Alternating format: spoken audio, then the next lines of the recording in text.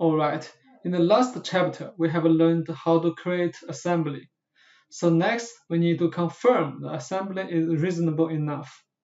So in the next chapter, we are going to learn how to inquire assembly.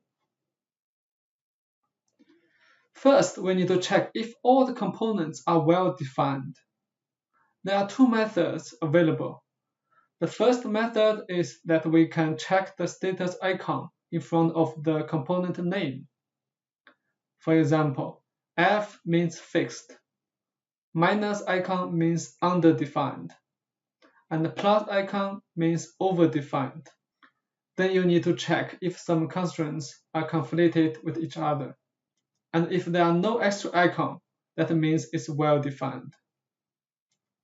Another faster way is using the constraint status command in the ribbon. Different colors can indicate different constraint status. And normally we need to check if there is interference area in the assembly.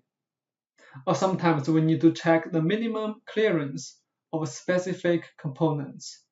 So in ZW3D, we offer corresponding tools for those purposes, which are interference check and clearance check. Now let's move over to ZW3D to check out. Okay, so now let me show you how to check the constraint status and how to check the interference and clearance. Okay, first, constraint status. We will click on it. Now you can see the green color means it's well defined, and the blue color means it's underdefined. Okay, and there are some other colors means like anchored, overdefined, and some other constraint status.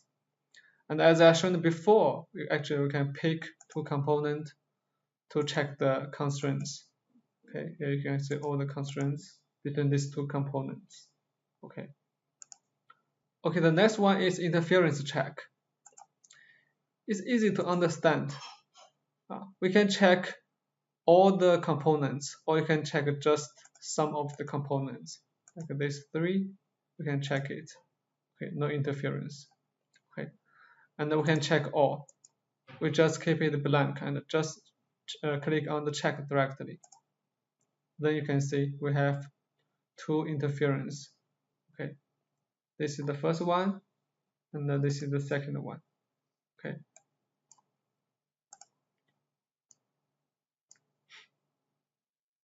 And the last one is clearance check. Okay, we click on it. For example, I would like to check the clearance between this component and between the spindle component.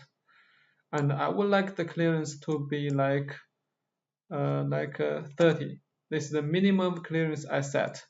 Okay, now we can check if the clearance can meet the value we want. Okay, check. And here you can see it's very quickly. You can see actually it's not what we want because the minimum distance is 22. Yeah, it's smaller than 30. Okay, then we need to do something accordingly. Okay, this is about the clearance check. Okay, now let's go back to the PowerPoint.